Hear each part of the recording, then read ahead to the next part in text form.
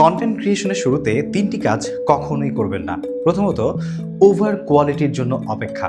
আপনি content creation করতে এসে অনেকেই শুরুর দিকে কত ভালো কন্টেন্ট বানানো যায় এটার জন্য অপেক্ষা করতে থাকেন।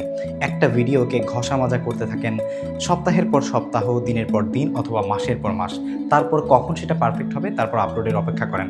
এটা কিন্তু কখনোই উচিত না। প্রথম দিকে চেষ্টা করবেন কোয়ালিটি এবং কোয়ান্টিটির মধ্যে ব্যালেন্স করতে। চেষ্টা করবেন যত বেশি কোয়ান্টিটি দেয়া যায়। কারণ যত বেশি আপনি আপলোড করবেন তত বেশি আপনার কোয়ালিটি ইমপ্রুভমেন্টের অভিজ্ঞতাও কিন্তু বাড়বে। অপ্রয়োজনীয় গ্যাজেট। কন্টেন্ট ক্রিয়েশনের শুরুতে আমি মনে করি একটি ভালো মাইক্রোফোন থাকলেই আপনার জন্য যথেষ্ট। আর আপনার হাতে থাকা মোবাইল দিয়েই আপনি কিন্তু ভিডিও করতে পারেন।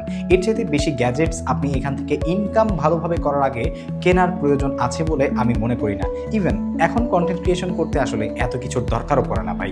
আর ৩ নম্বরে যে জিনিসটা সেটা হচ্ছে এইটা কি সব কিছু মনে করে আপনার বাকি সব কিছু ছেড়ে দেয়া। যেমন হচ্ছে পড়ালেখা করলে সেটাকে গুরুত্ব কম দেয়া, তারপরে হচ্ছে চাকরি করলে সেটা ছেড়ে দেয়া, বা হচ্ছে সেটা থেকে একটু পিছিয়ে আসা, কন্টেন্ট ক্রিয়েশনে সম্পূর্ণ ফোকাস দেয়া। আর যখন কোনো কারণে এটা থেকে আপনি হচ্ছে ফেলিউর হয়ে যাবেন বা হচ্ছে এটা থেকে কোনো প্রবলেম তৈরি হবে, কোনো ইস্যু তৈরি হবে, তখন হচ্ছে আপনি হতাশায় পড়ে যাবেন। তাই শুরুতেই আপনি আপনার পড়াশোনাকে ব্যালেন্স করবেন, আপনি জব করলে জবকে ব্যালেন্স করবেন, সব কিছু ব্যালেন্স করে কন্টেন্ট ক্রিয়েশন জার্নিটা চালিয়ে যাবেন। এমন আরও টিপস পেতে ভিডিওটি শেয়ার করুন, ফলো করুন এবং সাবস্ক্রাইব করুন।